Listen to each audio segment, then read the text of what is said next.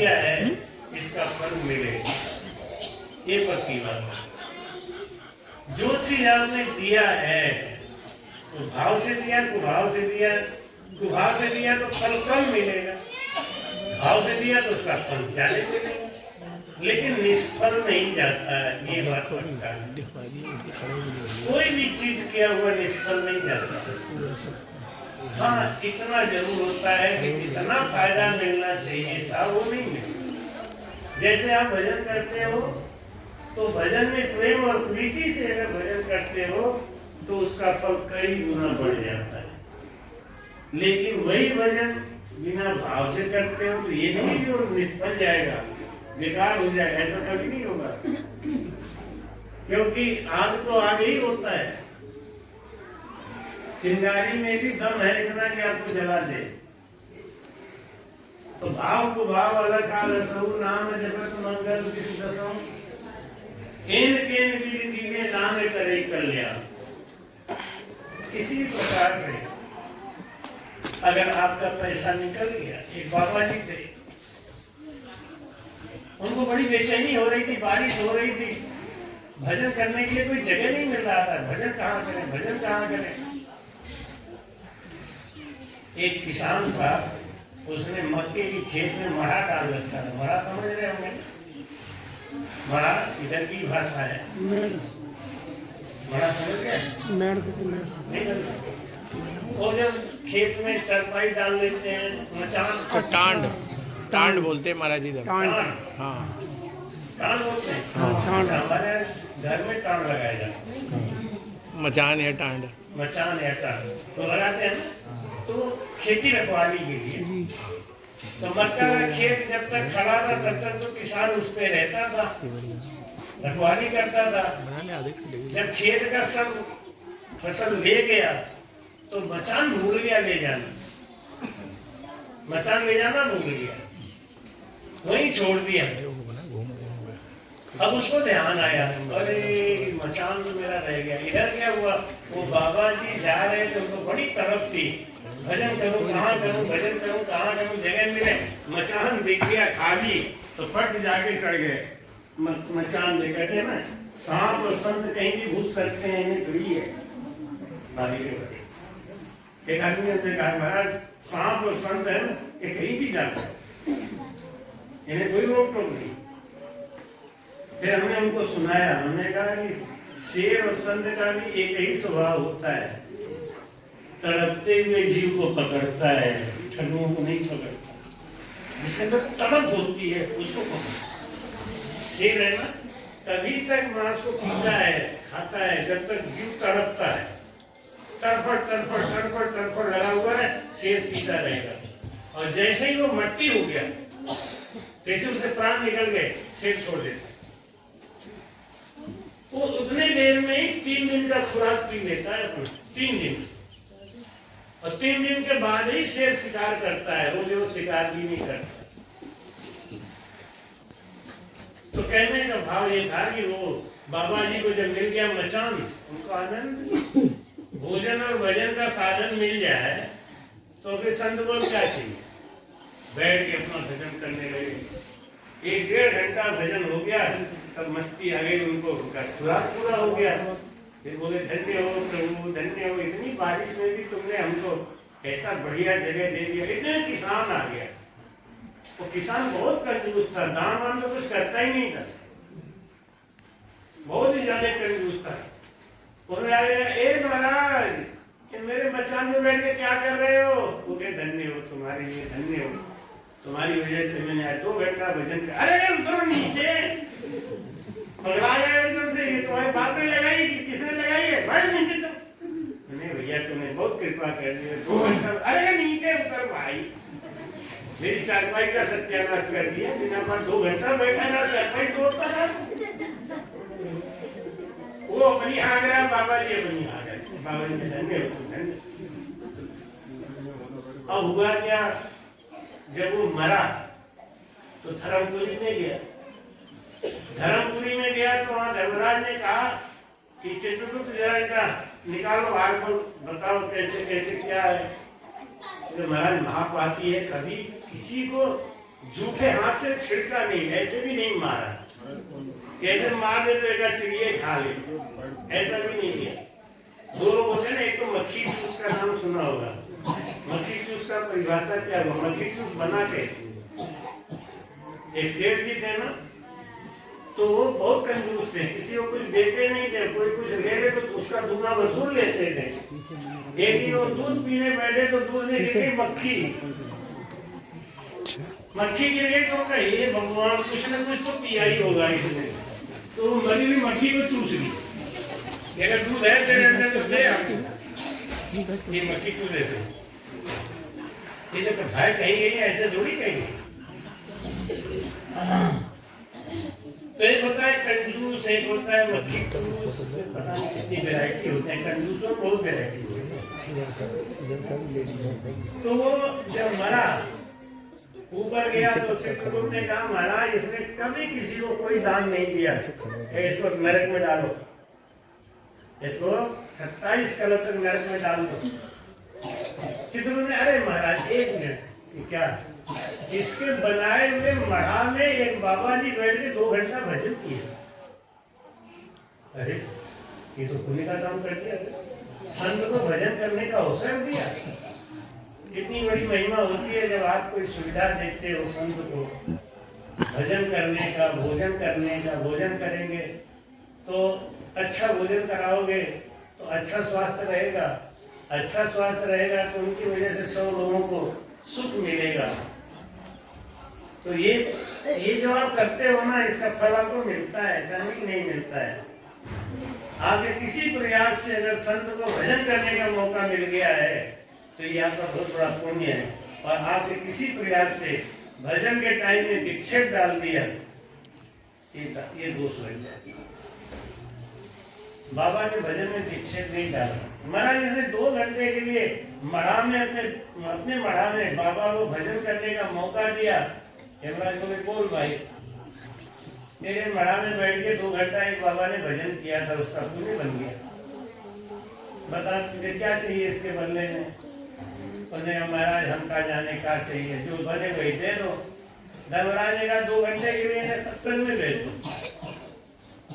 किसी भी सत्संग में भेज दो, संत जहाँ बैठे हो संत का दर्शन मिल जाएगा। तो मृत्यु लोक में यमलोक से यमराज के दूत है ना, वो लेके आए और उन्होंने लाके एक सत्संग सभा में देखा कि सत्संग सभा जमी हुई है, महाराज बोल रहे हैं, उन्हें घुसेड़ दे जाए, ठीक ध्यान रखना 2 घंटे के बाद बाहर आ जाना, बहुत मारूंगा अगर लेट किया तो। मेरा अगर लेट हो तो आप मुझे बुला लेना। नहीं बुला नहीं सकता, मैं अंदर नहीं जा सकता भाई, मैं अंदर जाने लायक नहीं हूँ।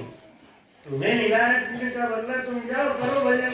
वो तो और चालू था, ये अंदर आ ही नहीं सकता, इसका मतलब ये जुआ और बता दिया।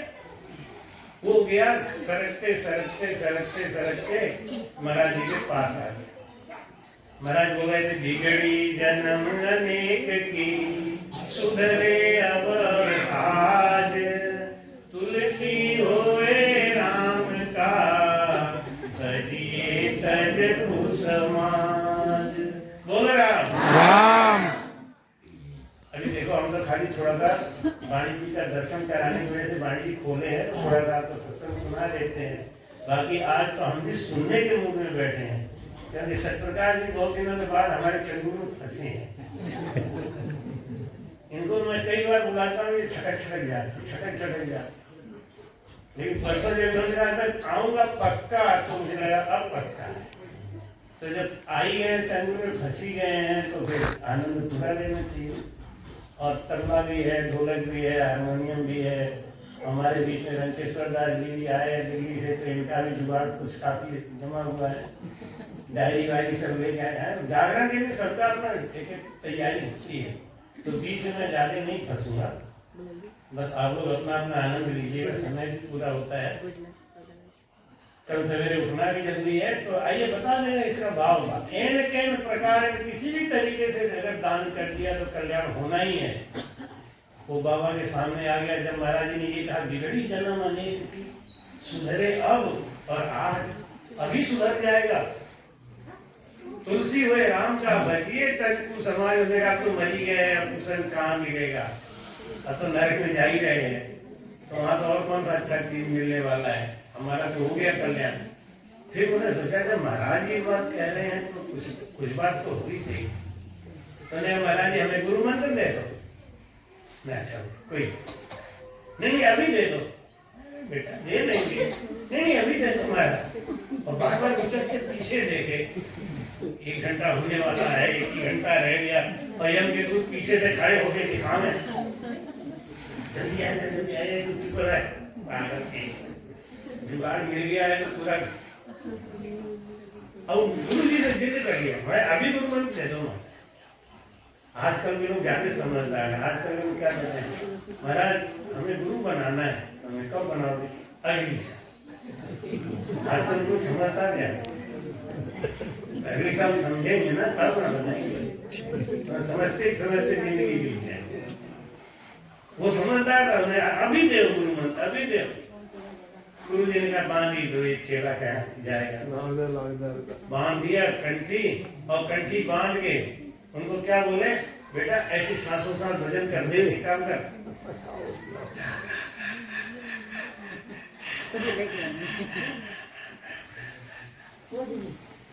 अब यहाँ तो आप कथा सुन रहे हो ना मनोरंजन से, इसलिए ज्यादा फर्क नहीं पड़ा।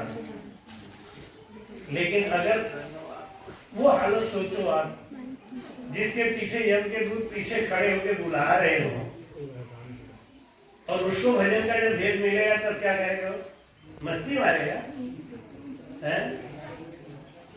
अभी हम लोग जागरण में बैठे नहीं रह जाए, पहले ही पैर पे डाल लिए, थोड़ी देर के बाद कंधे पे डालेंगे, उसके बाद में लंबलेट हो जाएंगे। तो फिर सीन क्या दिखाई देगा, जैसे बीच बीच में ऊसर खेत नहीं होता है, ऊसर खेत में देखा है फसल यहाँ बढ़िया है, यहाँ पे है ही नहीं, और ऐसे बीच में ऊसर दिख रहा है तो हम समझ जाते हैं वहाँ कोई सो रहा है। प्लानिंग में सब लोग बैठे रहते हैं, इसीलिए भजन नहीं करते हैं। उसका क्या हाल हुआ, उसको जैसे गुरु जी ने कंठी बांधी और उसको भजन बताया, वो तो फिर डर के मारे ना, आदमी डर के मारे भजन करता है, उसे डरा दो तो भजन करता है। इसीलिए महाराज जी ने वाणी जी ने ऐसी भी साखियां दी हैं जो चेतावनी वाली है, डराने वाली है?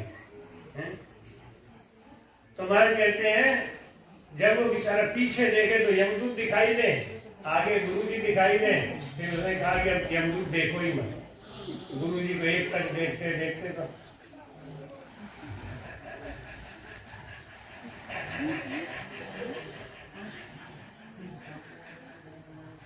इतना जोर से भजन बन गया उसका, सुरती समझ का योग बन गया, अगल बगल वाले भी बैठे जो वो भी भजन करने लगे। जब सब भजन करने लगे तो गुरु जी भी भजन करने लगे। अब गुरु जी जब भजन करने लगे तो एक साथ सबकी समाधि लग गई, एक साथ सबकी समाधि लग गई। 2 घंटा में जाना था और 2 घंटा से ऊपर हो गया, सबकी समाधि लग गई। अब कोई उठे ही नहीं, यमदूत क्या कर लेंगे पीछे से, वे तो झक मारते ही रह गए। एक स्थिति ऐसी आई कि सबके सब प्राण वायु को रोक लिए, ब्रह्मांड में चढ़ा लिए अपने प्राण वायु को गुरु जी के संग। तो गुरु जी बैठे थे ना, तो गुरु जी ने सबसे अपनी सुरती जोड़ दी, ऐसा माहौल बना, ऐसा प्रेम का माहौल बना, बस सबके सब अपनी सुरती चढ़ा के बैठ गए। वैकुंठ लोक में भी धुनी आवाज गूंजने लग गई। विष्णु भगवान ने कहा ऐसा ऐसा कहाँ हो रहा है सत्संग, ऐसा क्या काम हो रहा है पता करो। देवदूतों ने आके बताया महाराज मृत्यु लोक में एक जगह सत्संग हो रहा है, वहां पे सब बैठ के ध्यानस्थ हो गए हैं, सबका जो श्वास है वो ब्रह्मांड में जाके टिक गया है। विष्णु भगवान को आना पड़ा, क्यों कि धीरे धीरे धीरे धीरे ये प्रभाव विष्णु लोक तक जा रहा था। अगर ये प्रभाव विष्णु लोक तक चला जाता और विष्णु की शून्य समाधि लग जाती तो तीनों लोकों में हाहाकार मच जाता, तीनों लोकों में शून्य समाधि लग जाती। क्यों कि जल के अंदर जो बहने की शक्ति है, जो मिठास है, वो ब्रह्म है। हवा के अंदर जो शीतलता है वो ब्रह्म है। ये सब शांत हो जाते हैं। कहीं के शांत होते ही हाहाकार मच जाता। विष्णु भगवान तुरंत आए कि भाई इतना विनाश की स्थिति आने से पहले इस स्थिति को समझा जाए। तो उन्होंने आगे जब देखा तो सब भजन कर रहे थे, अच्छा ही कर रहे थे, लेकिन जिसमें वो आदमी जिसके पीछे जमदूत पड़े हुए थे उसका विशेष विरह लगा हुआ था। कारण तो आप समझ ही रहे हो क्यों लगा हुआ, क्योंकि मुझे पता था कि अगर भजन टूटा तो पीछे खड़े हैं महाराज। जब विष्णु भगवान ने उसके सर पे हाथ रखा, खट उसकी समाधि पूर्ण हो गई। वो विरह करने लगा, हंसने लगा, नाचने लगा। गुरु जी ने देखा ये क्या हुआ, गुड़ तो गुड़ रह गए और चेला जो है शक्कर बन गया। चेला का मोक्ष हो गया। विष्णु भगवान खुद अपने संग लेके गए। देखो ध्यान करो, मोक्ष तो हो सकता है, परम मोक्ष नहीं होता। परम मोक्ष तो बिना 12 कमल का छेदन किए नहीं होगा। परम मोक्ष तो जब तक आप केवल से निकेवल नहीं होंगे नहीं होगा, ये बात तो पक्की है। लेकिन मोक्ष जा सकते हैं, पार ब्रह्म लग जा सकते हैं, वैकुंठ लोक तक जा सकते हैं। वैकुंठ लोक के मोक्ष बताते हैं, मुक्ति बताते हैं। तो देख लो इन प्रकार कैसे भी करके अगर आपने दान दिया तो उसका फल मिलता है। उसने मढ़ा में संत को 2 घंटे भजन करने का अवसर दिया, अनजाने में, कोई खुशी से नहीं। उसका फल ये मिला कि मित्र लोक में उसको गुरु मिले वापस, और उसको भजन मिला, और भजन करके अपने जीवन को सुधार लिया। सदगुरु सुखराम जी महाराज। कुछ एक नहीं था, मतलब दूसरा कोई साधन भी नहीं अपनाना है। भजन के अलावा दूसरा कोई साधन भी नहीं अपनाना है, और परमात्मा से विश्वास रखते हुए चिंता भी नहीं पालन करना चाहिए, क्योंकि आपकी चिंता करने से कुछ होने वाला नहीं। चिंता की न होए कछु काहे, सोच करो दूल्हे राम निश्चिंत होए हरि का ध्यान धरो। तो महाराज पूछते, विठ्ठलराव पूछते हैं प्रेम किससे करें? आपने कोई आधार तो दिया नहीं। तुम देवल देव विद नहीं राखी, और निराधार प्रेम विधवा। बिना आधार के प्रेम किससे करेंगे? कोई देवी देवता बताते, आप कोई आधार बताते, आपने सब आधारियता किया, तो कैसे करेंगे भजन? कहो प्रेम कौन सुधागे, बिना शुद्ध कैसे कोई भागे। बिना शुद्ध कैसे कोई भागे। आज हमारे वेंकटेश्वर दास जी छत पे गए तो ये कुछ सोच रहे थे, शुद्ध कहीं और था, सामने बंदर बैठा था। तो ये चले जा रहे थे बंदर की तरफ, और बंदर इनको देखा कि सब हड़चल क्यों आ रहे थे, खाव खाव करने लगा बंदर। लेकिन ये शुद्ध नहीं थे, शुद्ध कहीं और था। तो बंदर को देखे और बंदर के ऊपर ही चढ़े जा। जब बंदर ने खाव खाव किया तब इनको जब शुद्ध आया तब भागे। बिना शुद्ध कैसे कोई भागे? जब शुद्ध है ही नहीं, सामने बंदे बैठे, अब कहीं और सोच रहे हैं। जब बाहर में नजदीक पहुंच गए तो खाव खाव करता ही जाए। अच्छा वो भी डर गया होगा कि ये खाव आदमी भाग जाता है, कैसा आदमी चला ही जा रहा है, अब वो क्यों चले जा रहे हैं, हमको तो शुद्ध नहीं है, तो कहीं और से। बिना शुद्ध कैसे कोई भागे? शुद्ध आएगा तो भागेंगे। तुम्हारे कहते कहो प्रेम कौन सुनागे, बिना शुद्ध कैसे कोई भागे। जब तक हमें कोई पता नहीं चलेगा, हमें कोई समझाने वाला नहीं होगा, तब तक हम किससे प्रेम करेंगे? प्रेम करने का आधार क्या होगा? महाराज कहते हैं राम राम। और न दूजी आशा कोई, प्रेम लगे गुरु चरना जाई।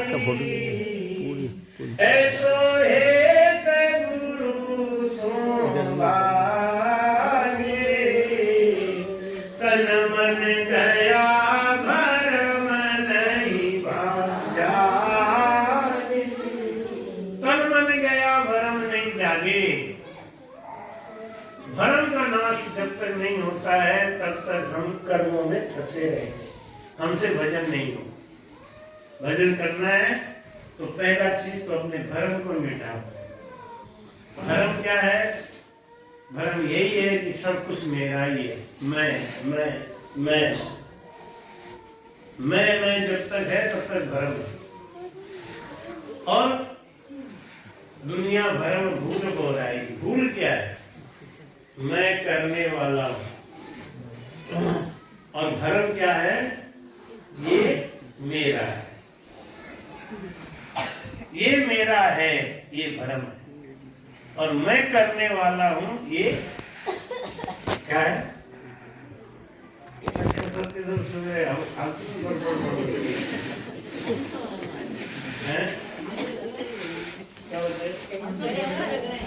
कि और न दूजी आशा कोई, प्रेम लगे दूर चढ़ना है।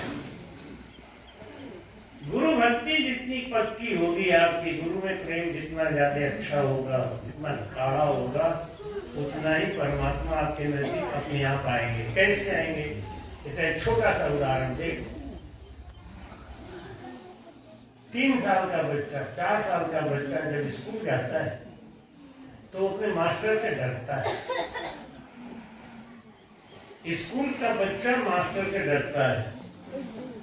उसके डरने से क्या होता है? उसके डरने से क्या होता है? जो जो विद्या मास्टर सिखाते हैं वो सब उसको आ जाता है, याद हो जाता है। यानी 3 बातें हैं यहाँ पे। एक तो सरस्वती, और एक गुरुजी, और एक वो बच्चा। बच्चा जब गुरुजी से डरता है तो सरस्वती की मेहर होती है, वो सीख जाता है, उसको ज्ञान आ जाता है। ऐसे ही जब शिष्य अपने गुरु से डरता है तो सत्स्वरूप आनंद पर की मेहर होती है उसके। एक तीसरी बात को समझो, जैसे छोटा बच्चा अपने गुरु से डरता है तो सीख जाता है, वही बच्चा बड़ा हो। एक बार प्रौढ़ शिक्षा अभियान चलाया था गवर्नमेंट ने, थे वो बहुत पैसा खर्च किया। किस लिए? कि ये बूढ़े बाबा जितने हैं ना, इनको अपना नाम लिखना आ जाए बस। 2-2 साल पढ़ाई होती रही प्रौढ़ शिक्षा की, लोग अपना नाम लिखना नहीं सीखे। कारण क्या था? एक तो बाबा जी जाते ही नहीं थे स्कूल, क्योंकि बाबा जी है ना, और नाती पढ़ा रहा है तो क्या बुझाएंगे। और गए भी तो वहां जब नाती आगे जाएगा, ये दादा ऐसे लिखो, चुप तो हमारा हाजिरी चढ़ा दे, तेरा पैसा मिल जाएगा, हमें जाने दे घर। क्योंकि वो नाती से नहीं पढ़ेगा। जैसे माँ बाप से बच्चा नहीं पढ़ता, कोचिंग लगाना पड़ता है, ट्यूशन कराना पड़ता है, ऐसे ही शिष्य जब गुरु से डरता है, समझ गई बात? शिष्य जब गुरु से डरता है तो उसके अंदर सत्स्वरूप की मेहर हो जाती है। बात समझ गई? कैसे हो जाती है? ऐसे हो जाती है कि बच्चा जब अपने गुरु से, शिक्षक से डरता है तो सरस्वती की मेहर हो जाती है, उसे सब चीज कंट्रोल हो जाता है, सब चीज कंट्रोल हो जाता है। हमारे इंग्लिश के टीचर थे, टी.एन. सिंह नाम है, आज तक उनका नाम याद है। और जीव विज्ञान के जो टीचर थे उनका नाम मुझे आज तक नहीं याद। कोई चौबे जी थे, इनका पूरा नाम त्रिभुवन नारायण सिंह, पूरा नाम याद है। अंग्रेजी पढ़ाते कम से मुड़ियां तोड़ते जाते थे, बड़ी मार लगाते थे। हमको कहते थे, हे पंडित उठ। पता नहीं हमेशा उनको ब्लैक रहता था, हाँ, तो ब्लैक बोर्ड पे खड़ा कर देते थे। उनका वही तो चीज फायदा जब है ना, जब ब्लैक बोर्ड में खड़ा कर देते कांपने लगता, और लिखो जल्दी गड़बड़ हो जाए तो वही से मारते थे। तो हम लोग जब जाते थे स्कूल तो रोज प्रार्थना करते थे। एक आदमी ने बताया, सफेद दूध अपने जेबा में डाल के जाओ तुम्हारी इच्छा पूरी हो जाएगी। तो रास्ते में सफेद दूध तलाशते थे, तो क्या कहते थे, ये जो माता आज ये बीमार हो गया, और दूध बाग रख के जाते थे। जब देखा प्रार्थना के लिए नहीं दिख रहे हैं तो दूध बाग को उठा के छूते थे, प्रार्थना पूरा होते थे आगे तू घास को तोड़ के फेंक। ये कौन सा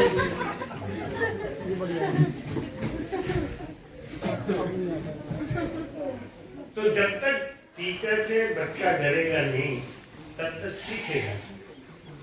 अब पहले के जमाने में मारपीट से डरते थे, अब आजकल तो डरते नहीं बच्चे, का मारपीट सकते नहीं है। तो होता क्या है, बच्चे 0/0 ही निकल रहे हैं। तो भाई कहते हैं कि और न दूजी आशा कोई, प्रेम लगे गुरु चरना जाए। सब बातों को बंद करो, बस अपने गुरु में प्रेम की बत्ती बढ़ा दो। ज्योति से ज्योति जलाते चलो, प्रेम की गंगा बहाते। राह में आए जो दीन दुखी, सबको गले से लगाते चलो। कल संक्रांति का दिन रहेगा, कल कुछ न कुछ आप लोगों को हर साल मिलता ही रहता है। तो जो कुछ होगा आश्रम की तरफ से या तो इनको भक्ति का वेद बताएं, लेकिन ऐसा वेद बताएं कि ये घूम फिर के हमारे में रहे, हमारे चक्र में रहे, हमसे निकल के भाग ना जाए। इसलिए ब्रह्मा जी ने वेद की भक्ति बनाई, 4 वेद बनाए। और जब कागज नहीं था, स्याही नहीं था, तब ये वेद का ज्ञान श्रुतियों से चलता था। एक गुरु होते थे और वो अपने शिष्यों को सुनाते थे वेद का ज्ञान। तो किताब कापी नहीं था, श्रुति होती थी। जैसे पहले के जमाने में पहाड़ा और गिनती याद करने के लिए कैलकुलेटर या कंप्यूटर या मोबाइल नहीं था, तो दिमाग पे लगाना पड़ता था जोर।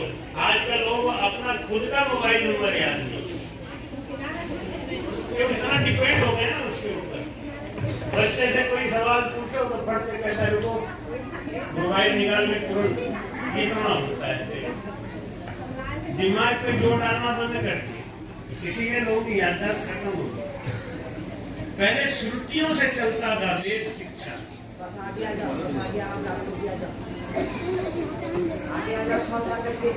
श्रुतियों से चलता था, सुन सुन के धीरे धीरे धीरे धीरे बदलता रहा मामला। तो द्वापर युग में आके नारद जी ने ये ज्ञान व्यास जी को दिया, और व्यास जी ने क्या किया, इसको संसार में फैला दिया। क्योंकि तब तक कागज और स्याही का आविष्कार हो गया, उसके पहले श्रुतियों से चलता था, फिर कागजों पे आया, व्यास जी ने संसार में फैला दिया। वेद की भक्ति, ये अष्टांग योग की भक्ति है, शंकर भगवान की योग। अष्टांग योग की भक्ति ये किसका है? की भक्ति महाशेष जी ने विश्वकर्मा जी को दिया, त्वष्टा ऋषि को दिया, और त्वष्टा ऋषि ने इस ज्ञान को श्रिया देवी को दिया।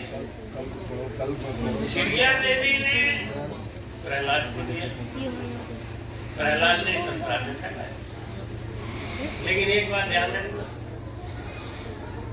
वेद वेद लवेद, यानी ब्रह्मा विष्णु महेश के द्वारा बनाई गई भक्ति ये जीव को आवागमन से मुक्त नहीं कर सकती। ये बनाया इसीलिए गया है कि आप यही भटकते रहो, यही घूमते रहो।